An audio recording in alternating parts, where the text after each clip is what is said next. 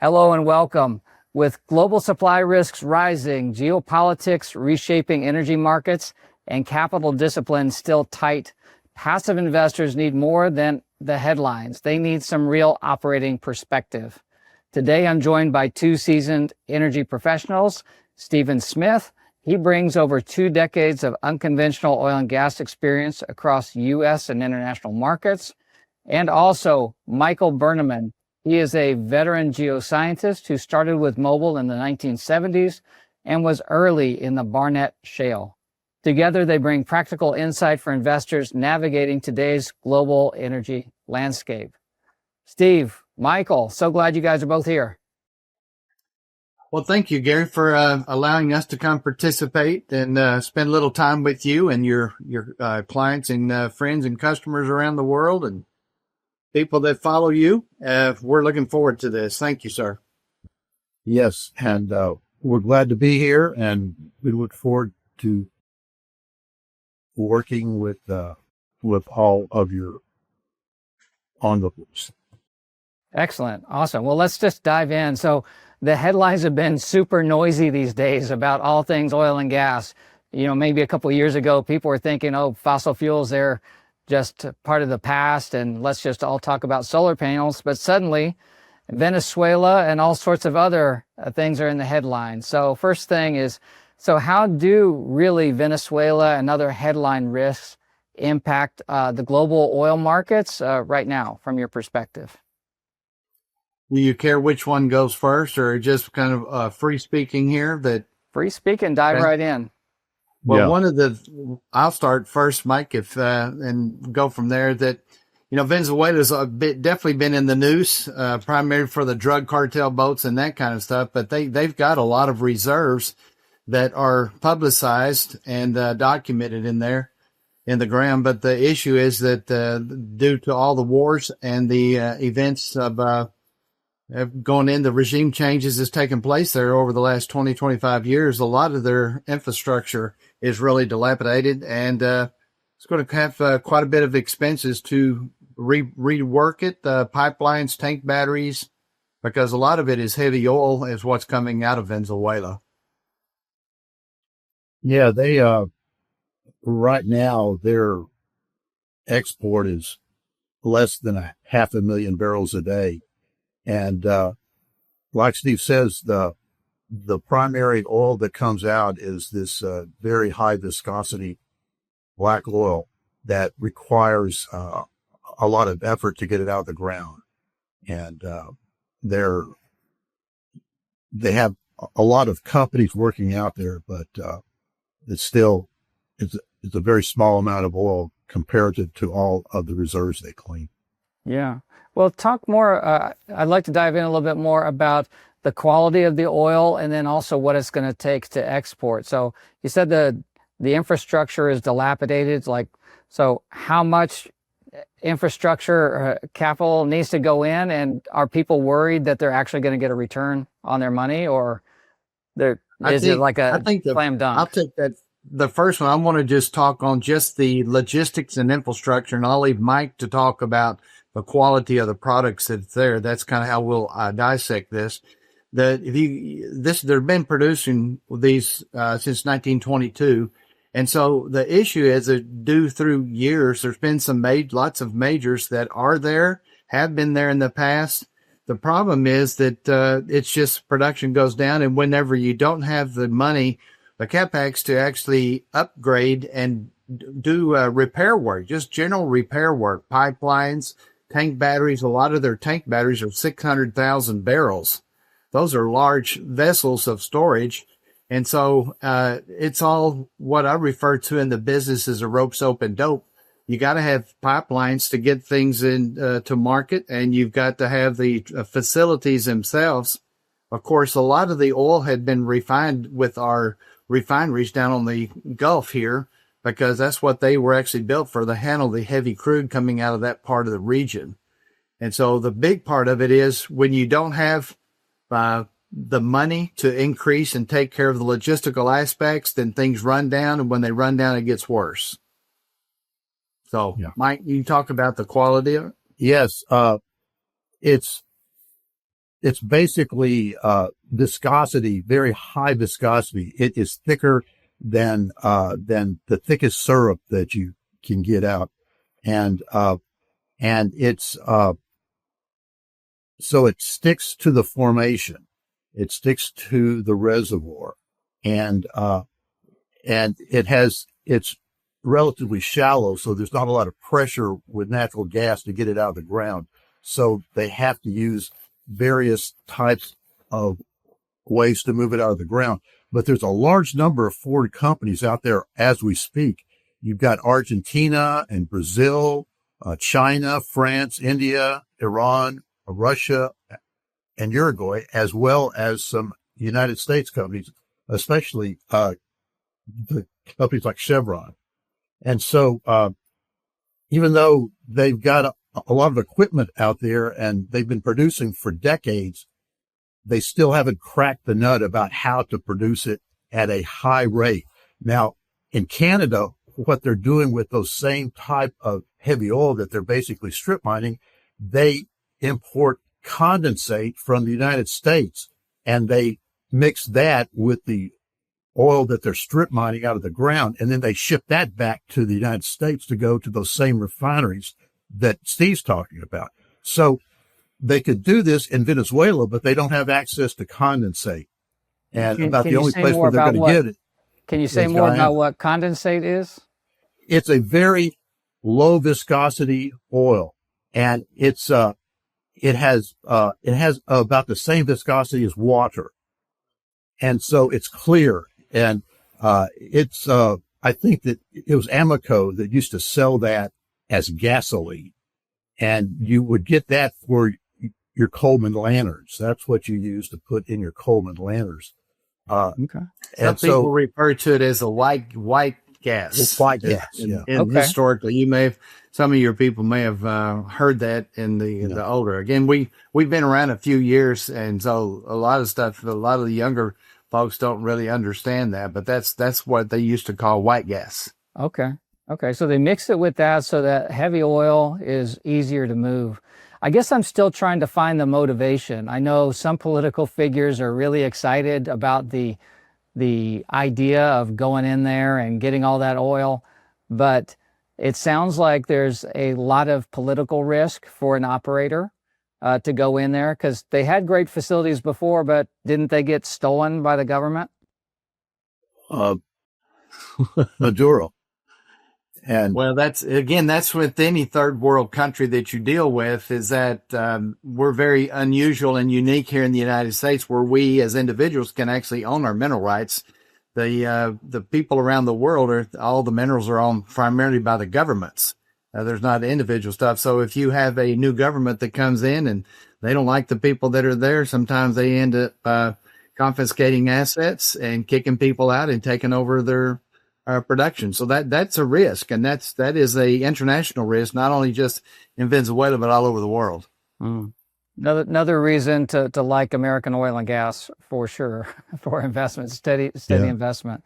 So is this, what's your opinion here? Is this kind of an overblown headline for people? Are they thinking that, people that are just in the mainstream news saying, hey, we've got this big opportunity to go down to Venezuela, and this is going to negatively impact American oil and gas because all the money is going to flow down to Venezuela? Is that? I believe personally that, Gary, that it's a little bit overblown when they're talking about 300, their reserve capacity. Sometimes that's not 100% accurate.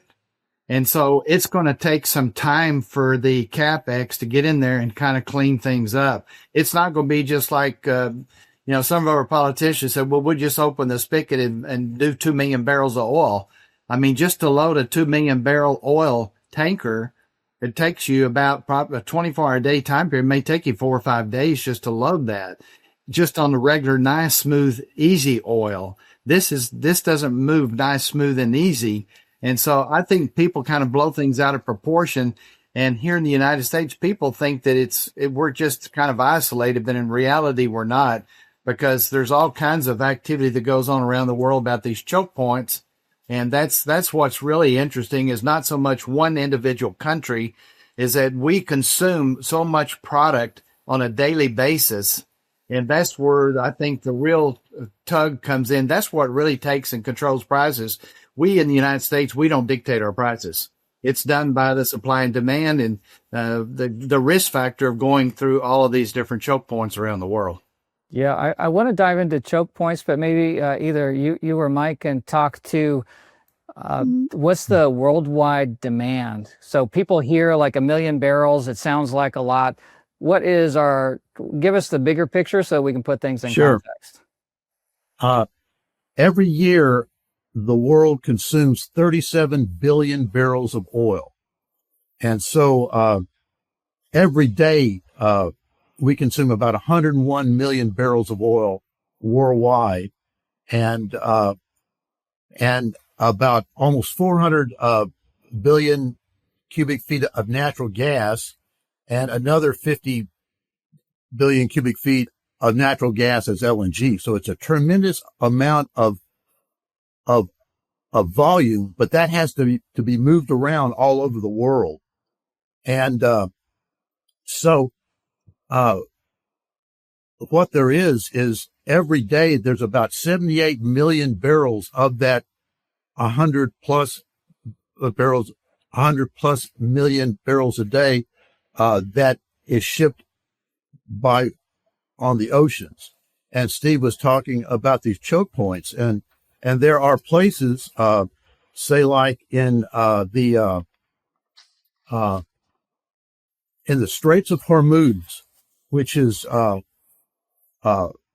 where that the oil comes out of the Middle East. There's about 21 million barrels a day that goes through that Strait of Hormuz, and that's about 21 miles wide. But these are huge tankers, like Steve said, 2 million barrels in one load. So though they can't turn very quickly and they don't move very quickly. Another place, probably the most dangerous one, is called the Strait of Malacca, which is the extension of Malaysia all the way down, is right next to the giant island of Sumatra, which is part of Indonesia. And that has over 23 million barrels a day that goes through there. And it's only about 2 miles wide at the narrowest point. And when I was living in Indonesia, we would fly to Singapore from North Sumatra, and you would see these big tankers there, going in both directions. Every time you would always see these big tankers there. So that's a huge point there. So, about over 40 million barrels just goes through those 2 points there. And there are a number of those other choke points around the world, but that all consumes 78 million barrels goes through those choke points. So if any of those get stopped, then the price of oil doesn't change regionally. It changes around the world, the same problem. It becomes a global effect, not just an independently. So if people are focused on one country, they're missing the boat. Yeah. And that's the key thing here is that, we've identified that there's probably at least 9 strategic choke points in and around the world. The Suez Canal, the Horn of Africa, that's called the Cape of Good Hope, that's around Africa. Strait. That's in South Africa. Yeah. Yeah. So you're having about 78.4 million barrels a day that's all in transit. And sometimes that one load of oil may change hands from the time it's loaded to the time it gets to its destination. That's another thing. I mean, that's a complete business world of people buying and trading. And it may sell it several different times. So, and that's all done. All of the trade in oil around the world is done by wire transfer. There is no dollars, no physical dollars or whatever. And all oil around the world is paid for in U.S. dollars. And that happened in 1974, when the United States made a deal with Saudi Arabia that all of the oil that would be purchased from Saudi Arabia would be paid for in U.S. dollars. And and that's been going on. So, that's a huge boost to the American economy because people have to buy these dollars to buy their oil. Gary, another thing to keep in mind that 78% of the production in 23 passed through all these choke points. So again, trying to just identify one little country, Venezuela, or any country. It's if you've got almost 80% of the product moving through all of these, confined choke points around the world, like 10 of these things, that can be dramatically affected on the consumption factor that Mike just gave the numbers with that. That's why it's so critical. That's not one country is going to make or break anything. Yeah. But it sounds, so a couple things. There's been some very aggressive actions, or let's just say big political actions or military actions specifically in 2025. So we actually bombed Iran, and there wasn't like a big movement in oil and gas prices. I was shocked. So are we just kind of inured to this? It's just like the headline. Fear factors fluctuate prices instantly. And that is one of the key things to it, is emotional conflicts around the world create reporters have to have stuff to get people to follow them first and foremost. We need to be mindful of that. And fear creates news points. So, Mike. Now, Iran only produces or can export about 1.6 million barrels a day, but they've been under sanctions. So no one is supposed to be buying Iran oil. Yeah. So that's the main reason why we could go in there and bomb Iran, and it really didn't move the needle as far as the price, because they were already under sanctions and people weren't supposed to be buying their oil. But of course, there were people that were doing it, but still. Right. Well, okay. One of the things I was going to talk about, Gary, is the consumption of, how many of these countries and stuff that are around. If you can imagine, there's 4 countries in the world that consume about 53% of the world production. So if you've got these 8 to 10 choke points that are out there, and you've got the 3 major countries, which are the United States, China, India, and Russia, those 4 countries consume about 53% of the products around the world. But we also, those 4 countries, at least 3, China, or the USA, and there's a lot of production that's being generated out of there. And then you get into all the other different countries.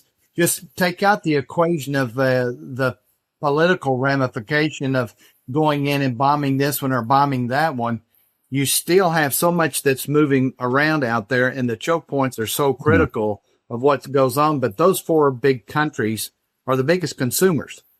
well, and of course, China produces oil, but they consume a tremendous amount more than they produce.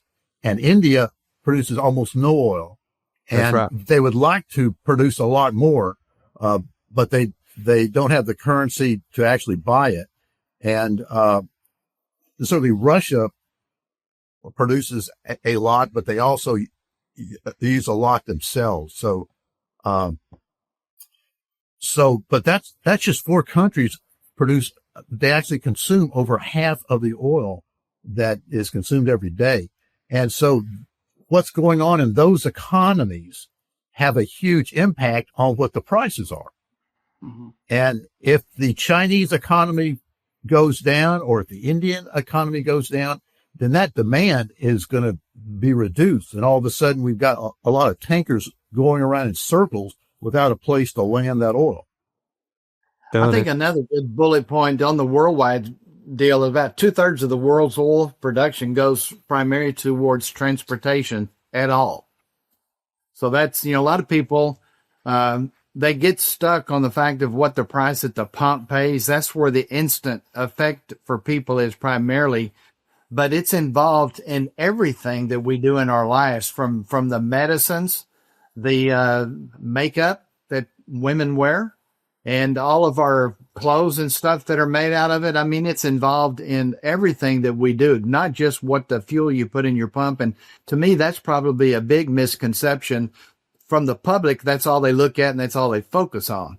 But in reality, even the medicines that they're manufactured, you got to have that, and all of the equipment that is being to manufacture the products and then the transportation of those, getting them to the customers, it's all involved in oil and gas, petroleum-based products.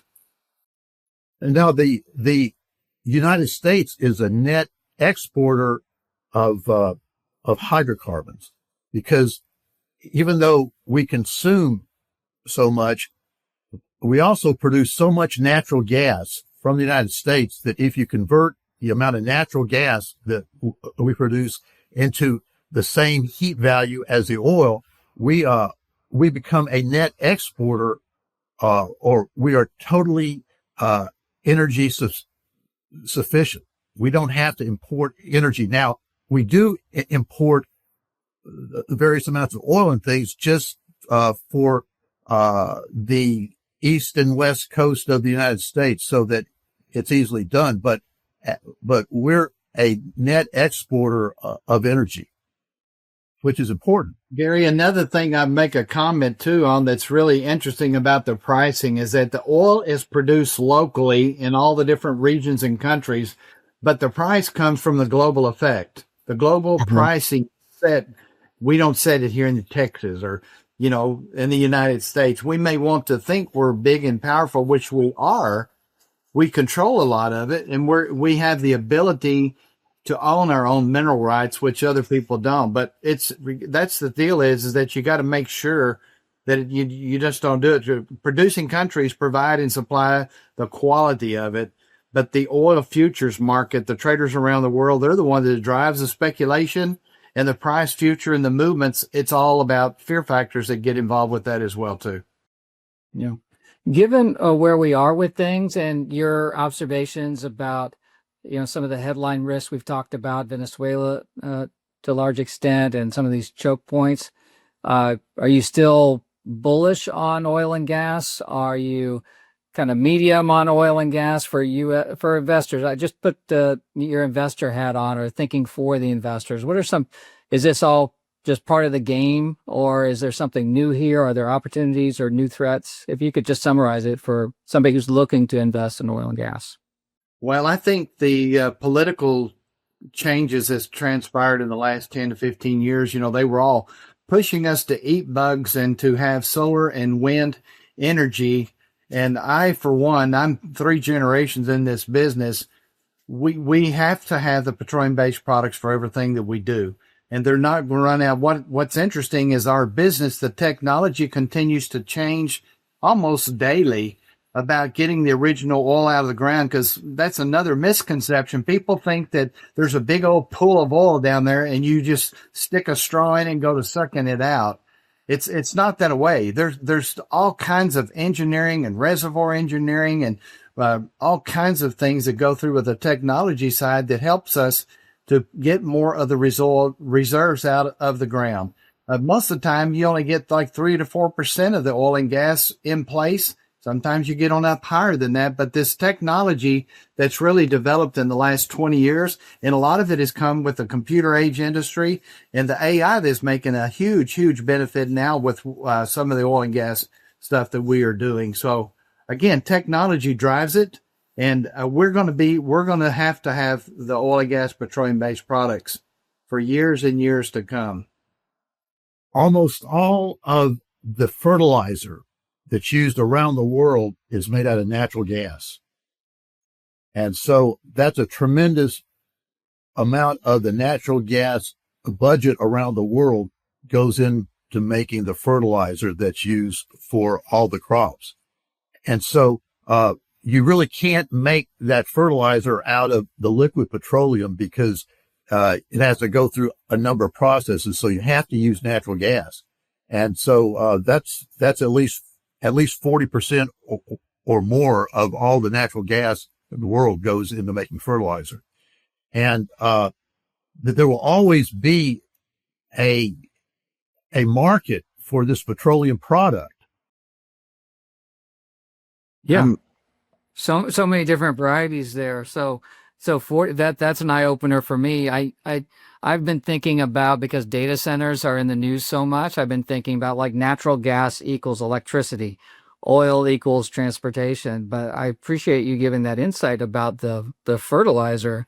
That's a big deal. But the one thing, I guess, with if it's natural gas, you can't move it very far. It's got to move in a You physical can't, pipe. You can't put Well, it under you ship. can't just truck natural gas. That's the problem about pipeline. Mike's got a great story about the board game in 74. I'll let him talk about that, but you can truck the oil. You can, go out there and physically load the oil up. But when it comes to natural gas, you have to have a pipeline to get it from point A to B. And so that's very, very critical. If, you've seen the pictures of the map that we've provided you around the United States, how many pipelines that are all over the place. Yeah. The United States has the best pipeline network in the world. And I remember when I was living in Idaho in the early 60s, they had natural gas there. And I don't know where it was piped from, but that was in Idaho. And so, but the important thing that comes through there is like, Russia is one of the huge natural gas producers, and they have pipelines going, into China and going into Europe.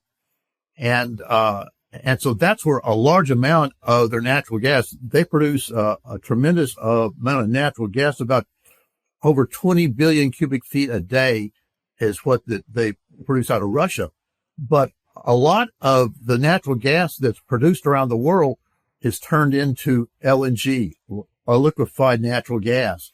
And that's a huge market. And the United States is one of the large producers of liquefied natural gas, and we can probably produce a lot more than we are now.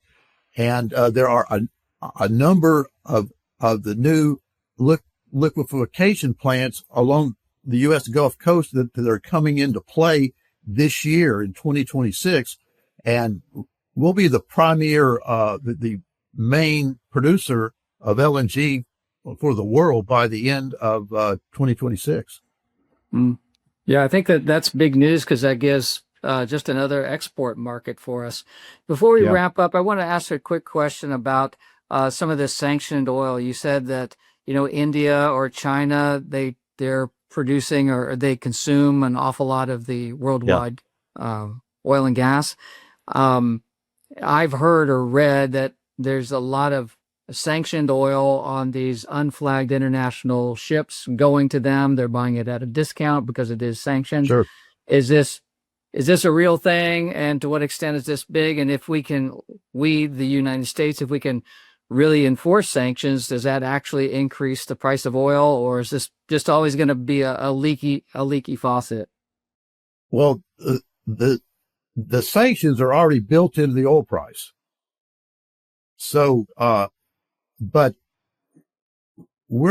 I don't believe that the United States is going to be enforcing the sanctions. They will not stop a ship, unless it's right outside of a port and they absolutely know that cargo was loaded from a sanctioned country. So it gets kind of dicey when you're trying to enforce those sanctions. So, much of that goes on and people know it, but, it's just under the table, so to speak. Yeah. Right. So, all right. So we've touched on a variety of topics here, and I hope that people are coming away with the way, and Steve, you just say it very well. It's like that we're producing locally, but it's a global market. So got to have two eyes, one on the local, with what you're well doing, and then be somewhat aware of the international things. But if you could just maybe boil it down for everybody, and I didn't, if you said it, I didn't hear it very clearly, but for U.S. oil and gas investors, is this a good market? Do you see bright points, or are there negative points? Just maybe we close on that, and then we'll throw it back to you for some final thoughts. I think the U.S. market is by far the best for oil and gas investors to participate in. your investors do not want to go jump on stuff on the international side in the scale because of the risk factor that's involved. One of the things about this unconventional boom that's been going on since the early 2004 time period is that we need a higher price, an average probably of $60 a barrel, to really make some of these companies don't break even unless it's around 60. So when you start getting the oil price around that 40, 50, there's very, very few places that are going to be have an NPV value positive at those prices. So pushing the oil price down to that $30, $40 will be devastating for the oil and gas business here in the United States. And I think that you have some people, or some of these operators have a lot of wells to be completed that are just sitting waiting for completion because they're waiting for the gas or oil prices to maybe stabilize a little more. To me, if you're going to be an oil and gas investor, your number one look should be protection is who's your operator. That's the key to everything, is who are actually the boots on the ground doing your operations and making sure that the money that you're investing is being invested wisely, not to go run around in Lear jets and do wine and dine and look happy and great and thinking everybody's rich. That's the biggest misconception is, people get to watching Landman and believe that 100% of that is accurate. It's not really accurate, but it's fun and entertaining for Hollywood purpose. Now, the Middle East, those countries, so much of the oil comes out of the Middle East. What we like to say is when the Middle East sneezes, the rest of the world freezes. And they have certain income requirements they need every year. So it behooves them to have a high price. Now, if that requires them to cut back on their production, they'll do that to keep that price up, because they have to have huge budgets. Almost every one of those Middle Eastern countries, the government owns the oil, and that provides most of the income for the populations. Gary, the bottom line, I would say it is a beautiful time to be in the oil and gas business. It's a beautiful time to invest in oil and gas, like the gold and silver. Look what's happened with the gold and silver market over the last 10 years. But the issue is the oil and gas is going to be around for years and years and years to come. It's all about the people that you're investing with. Make sure you trust them and understand them. And they've got very, very good, prudent operations, because there's a lot of people that, but they will take your money and they're the ones making money off of it, not you. Mm-hmm. Now, how people invest in oil and gas is important. And, most people do not know the ins and outs and the things to look for in oil and gas. And so you need to start out and invest in large companies. Now, there are ways that you can actually invest in companies here in the United States that, and you'll actually buy what's called a working interest. But once you get into that situation there, you need to know more about it than just knowing where that the filling stations are. And so, you need to find out about oil and gas, how it's produced. Like Steve says, you got to drill the well, you got to have good operators, and then you have to produce it at a very low cost. All these things are not easy to do, and very few companies do all of that well. A few of them do, but, in my opinion, you should not go out immediately and buy into an oil and gas well. You need to know more about it. So you need to find people that you trust. Don't ask your friends unless they're in the business. Well, I was going to say that the majority of the people that we run into, their first comment is, I invested in an oil and gas well and I lost my butt. And I always ask them, who got you into that? And I'd say 99 or 98% of the time, it's always one of my good friends. That's right. So that's a problem, is be smart. Yeah. I would say contact people that's got the knowledge and experience that Mike and I have together, because we know all the ins and outs of everything from the cradle to grave is what we always talk about. But it's real easy to get drug into the hype. Again, a lot of companies are publicly traded, and understanding about them, a good opportunity when the price of oil dropped in 2020 to negative $38 a barrel. That was a great time to buy a bunch of stocks in oil and gas companies. Yeah. Also cruise lines, but yes, Exactly. a lot of things were on sale. Well, But so no, I appreciate your wisdom on this. I appreciate because I really believe and appreciate the way you just said is that you really need to understand the operator, but you also need to understand the business. Is oil and gas a good business to invest in? I think so, but you need to go in educated. And this is a great process for people to go through so that they can understand what are some of the world economic things that they need to be looking at in terms of choke points and what's the reality about Venezuela. It's all hype or whatever. So this is part of that education. Plus, just getting educated I would on also, how you Gary, produce the oil and gas. another thing I would make a comment is don't fall for the baited hook that comes to you across the phone is that, well, do you need to shelter your losses or your income? That is a big, big misconception. They get that hook in your mouth and they wheel it in. So we've got somebody, because here we have a doctor that's now needs to protect $300,000-$400,000. Well, which would you rather do? Let's roll it into oil and gas or give it to the government. That is a big misconception that I would caution everybody. If you get that call, you should hang up on that call. Now, what I would recommend is buying a book that tells you about the U.S. oil and gas industry. And I think the best book that's on the market is called Money in the Ground by a man named John Orban III. I knew him when he worked at Mobil. And that book is in the 4th edition. But you buy that book and you understand how oil and gas is found, it's drilled for, it's produced. Everything about that in the U.S. is in that book. And I would say before you go out and start investing in oil and gas wells, you read that book. All you have to do is read the first page of every chapter. And then you know all of the aspects of it. You don't have to understand them all, but now you know what you're up against. That's what I would recommend. Right. That's awesome. That's great. good point, Well, thank you both. I appreciate your perspectives and your suggestions. I will put a link to Mr. Orban's book in the notes here so people can get that. So let's wrap up here. I appreciate your time and everything. So if people wanted to reach out to either of you, what's the best way to get in contact with you? Do you have a LinkedIn page? Are you active on social media? Do you have a book?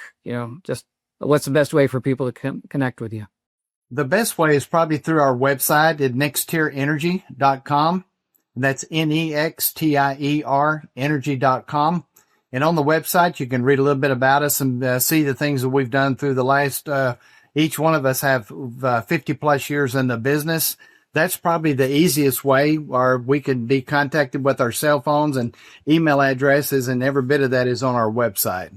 So nextierenergy.com be a good place to go there. We're not big social media people. We do have minor footprints in it, but it's our website would probably be, Gary, the best place. Okay, awesome. Well, thanks again. I know that this was valuable to me, and I'm sure it's going to be valuable to those who listen. So thank you so much. We appreciate your time and allowing us to come participate with you. Thank you, sir. Thank you for the time on here, Gary, and we enjoyed it.